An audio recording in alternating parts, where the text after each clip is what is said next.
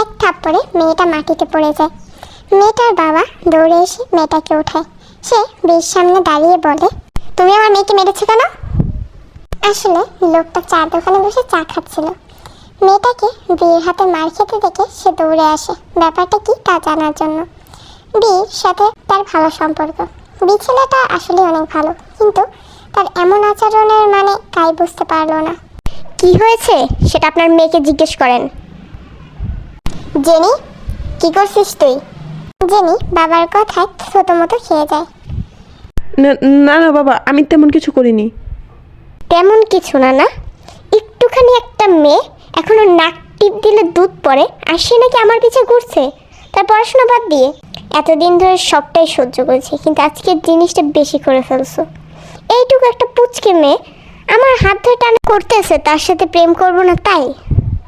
বিয়ের কথা শুনে কাইয়ের মাথাটা হিট হয়ে যায়। মেয়ের কার্যক্রমে সে বীর কাছে মাপ চেয়ে চলে যায় জেনিকে নিয়ে। বিয়েও বড় বড় পা ফেলে চলে যায় 4 তলার 142 নম্বর ফ্ল্যাটে। দরজাটা খুলে ভিতরে ঢুকে হাতের ব্যাগটা বিছানায় ছুঁড়ে মারে। ফুল স্পিডে ফ্যান ছেড়ে দিয়ে শার্টটা খুলে চেহারার উপর ছুঁড়ে মারে। শরীরটা এলিয়ে দেয় বিছানার সাথে। রাগে শরীর ঘেমে একাকার। আজ থেকে মেয়েটা জ্বালাচ্ছে না, পুরো 1 বছর ধরে চালাচ্ছে, কিন্তু আজকে জিনিসটা বেশি করে ফেলছে। বি সিলিংয়ের দিকে তাকিয়ে ভাবতে থাকে তার অতীত। ফ্ল্যাশব্যাক। তার মা ও বাবার বিয়েটা ছিল প্রেমের, কিন্তু দুই পরিবারে কেউ সম্পর্কে মানতে চায়নি। তাই বিয়ের বাবা তার মায়ের গর্ভে আসা 2টি অনাগত সন্তানকে নষ্ট করে ফেলেছে। বিকেও সে রাখতে চায়নি, কিন্তু বীর মা অনেক আপত্তি মিনতি করে বিকে রেখেছে। বি তখন 4 বছর, যখন তার বাবা তাদেরকে ছেড়ে তার দাদির কথায় আর একটা বিয়ে করে নেয়। সেদিন বিয়ের মার আহাজারি ভরা কান্না দেখে বি প্রেম বিষয়টাকে এতটাই ঘৃণা করতো যে যার ফলে সে মেয়েদের থেকে দূরে থাকে। তার স্কুল ভার্সিটি কত মেয়ে তার পিছু ঘুরেছে, কিন্তু সে কখনোই পাত্তা দেয়নি। আসলে বি অনেক হ্যান্ডসাম, তাই সকল মেয়েরাই তার পিছে ঘুরেছে। বি তার পড়াশোনা শেষ করে ঢাকা একটা ছোট কোম্পানিতে ম্যানেজার পোস্টে কাজ করছে। বেতন যা পায় তা দিয়ে তার ভালোই চলে যায়। মাস শেষে কিছু টাকা মার কাছে পাঠায়। তার মা একজন শিক্ষক, সেও ভালো টাকা উপার্জন করে। তার বাবা তাদের জন্য অনেক কিছু করে রেখেছে। বিয়ের মা বিয়ের বাবাকে অনেক ভালোবাসেন। বিয়ের বাবার মৃত্যুর পর বিয়ের মার কান্না যেন বি ভুলতেই পারছে না। তার বাবাকে দেখার মতো সাধ্য বিয়ের মার হয়নি, তাই বি প্রেম জিনিসটাকে ঘৃণা করে। তাই সে তার মার অন্য কোনো নারীকে সহ্য করতে পারে না। তাই সে আজকে জেনিকে থাপ্পড় মেরেছে। আর তার ভাবনায় ছেদ ঘটে মোবাইল ফোনের মেসেজের টুং শব্দে। বি বুড়োটা কুচকে ফোনের দিকে তাকায়।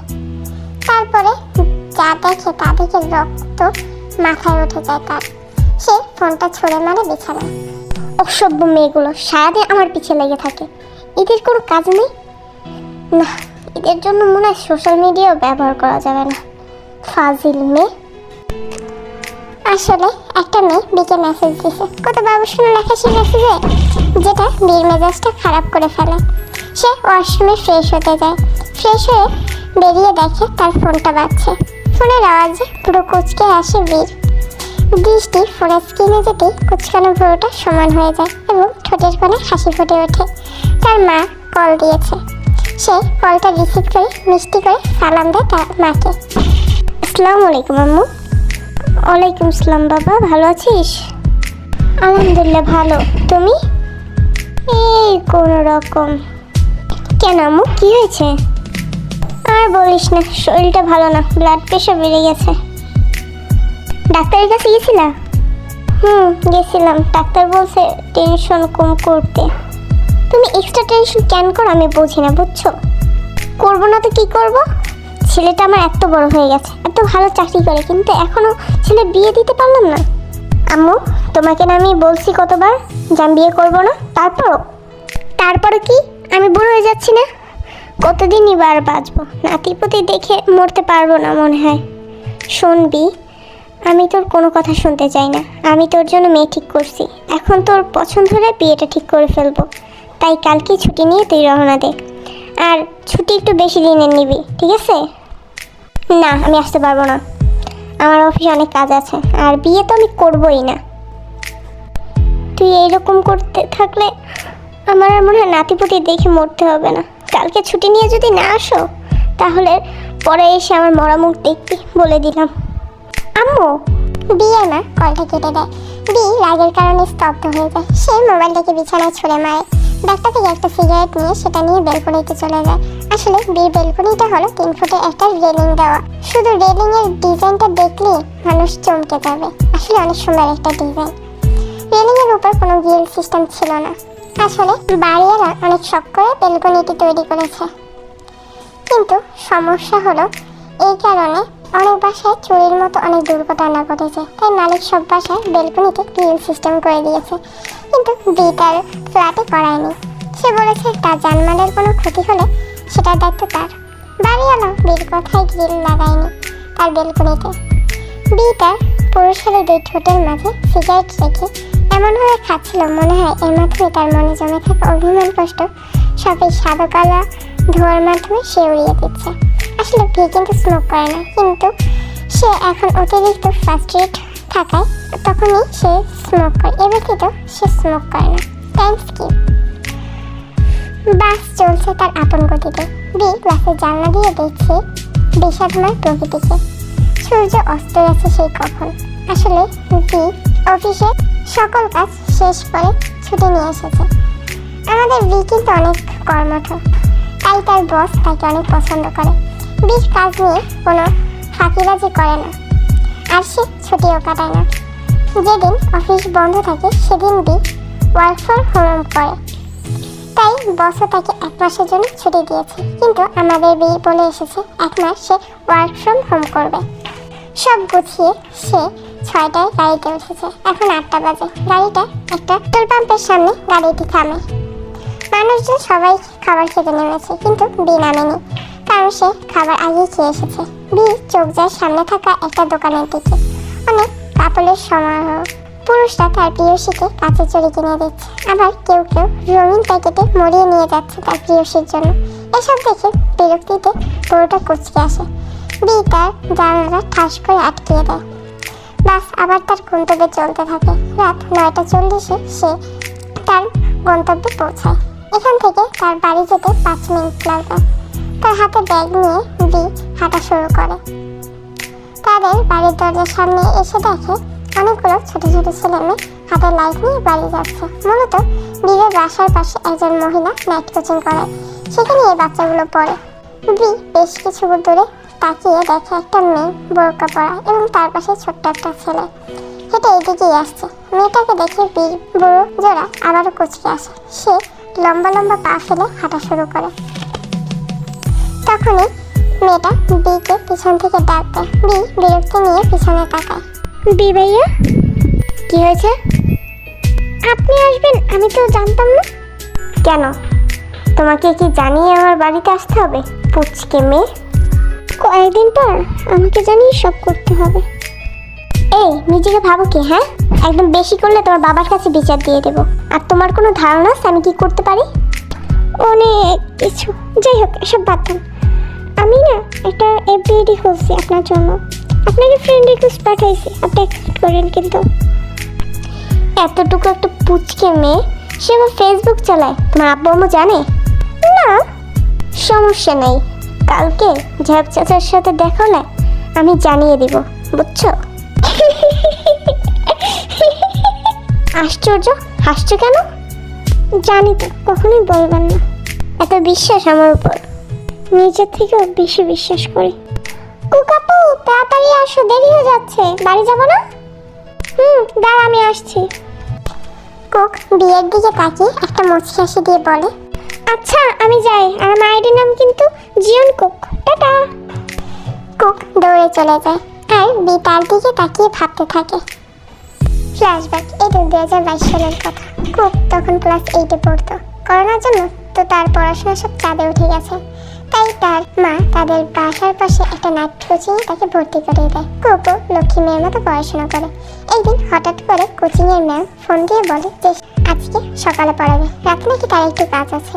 কুকও যায় কোচিংয়ে। তারপর কোচিং শেষ করে কুক ও তার সাথে আরো ছোট ছোট কয়েকটা ছেলে মেয়ে আসে। ছেলেগুলোর কাজ কি? তারা একটার সাথে আর একটা দুষ্টমিতে মেতে আছে। এটা দেখে বিরক্তিতে বড়জোড়া কুচকে আসে কুকের। একটা বিরক্তি ভরা চোখে সেটা দেখছিল। তখনই তার চোখ যায় কানে ফোন ধরে হাঁটা এক সুদর্শন পুরুষের দিকে। পুরুষটা চোখে বিরক্তিতে কুচকে আছে। তার বিরক্তি মাখা মুখখানা দেখে কুকের কি হলো সে বলতে পারে না। কুকের কিশোরী মনে নতুন নতুন অনুভূতিরা জন্ম নেয়। তার মধ্যে একটি অনুভূতি হলো ভি। কুক যেন বীর সেই বিরক্তি মাখা মুখখানার কথা ভুলতেই পারছে না। তারপর থেকে কুক বিকে লুকিয়ে লুকিয়ে দেখত। বিকে যে সে আগে দেখেনি এটা সঠিক নয়। বাড়ির পাশে হওয়ায় কুক তাকে ছোটবেলায় দেখেছে। তারপরে তো বি ঢাকায় চলে গেছে। এত বছর পর সে বিকে দেখছে। আর তার থেকেও বড় কথা, এখন কুকের বয়সটাই এমন। কুক সাহস করে বীর সাথে কথা বলে। আসসালামু আলাইকুম ভাইয়া। ওয়ালাইকুম আসসালাম। কে তুমি? ঠিক চিনতে পারলাম না তো। জেহবকে চিনেন? ওয়েট, তুমি জেহব চাচার মেয়ে না? সেই কত ছোটবেলায় দেখছি তোমাকে, আর বোরকা পরেছিল তো তাই চিনি নেই। তা কেমন আছো তুমি, আর কোন ক্লাসে পড়ো?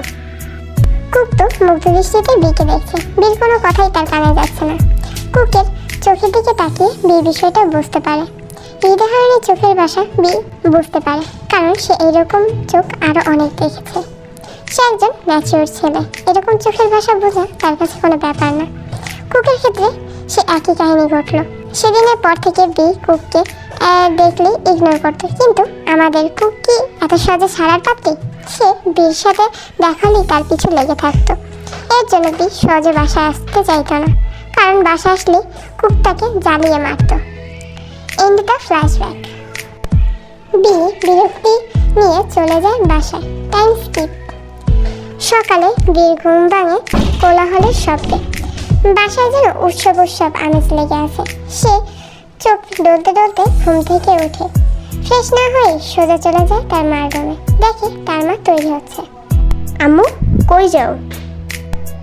তুই উঠছো? তাড়াতাড়ি যা, যাই ফ্রেশ হয়ে নে, আর তারপর রেডি হবি। যা যা যা। কেন? কেন আবার কি? তোর জন্য মেয়ে দেখতে যাবো, চল চল। বিয়ের শরীরের সব রক্ত যেন এক নিমিষেই তার মাথায় উঠে যায়। আমি যাব না। এত চিল্লা পাল্লা করিস না তো, যা গিয়ে রেডি হ। আমি বলছি তো আমি যাব না। আমি তোমাকে ফোনে কি বলছি? আমি বিয়ে করব না। তুমি কি বুঝতে পারতেছো না আমার কথা? বিয়ের মা তার ফলের ঝুড়ি থেকে একটা ছুরি নিয়ে তার হাতে ধরে আর বলে, আমি তোকে মেয়ে দেখতে যেতে বলছি, আমি তোকে বিয়ে করতে বলি নাই। এখন যদি তুই মেয়েও দেখতে না চাস, আমার মরা মুখ দেখবি। তুই কি সেটা দেখতে চাস? তাহলে দেখ। এই বলেই বিয়ের মা হাতে ছুরিটা খুব শক্ত করে ধরে। তখনই বিয়ে এসে তার মার হাত থেকে ছুরিটা ফেলে দেয় এবং মাকে শক্ত করে জড়িয়ে ধরে বলে, তুমি এরকম করলে আমি কার কাছে যাব বলো? তুমি তো আছো আমার। তুমি কি আমাকে এখন এতিম বানাতে চাও? তাহলে তুই আমার কথা শোন বাবা। আমি কি তোকে বিয়ে করতে বলতেছি? তুই শুধু মেয়ে দেখ, তোর পছন্দ না হলে এখন বিয়ে করার দরকার নাই। তারপর তুই আমার সাথে চল বাবা। মার কথা শুনে বিয়ের মনটা একটু নরম হয়। সে যায় তার মায়ের সাথে মেয়ে দেখতে।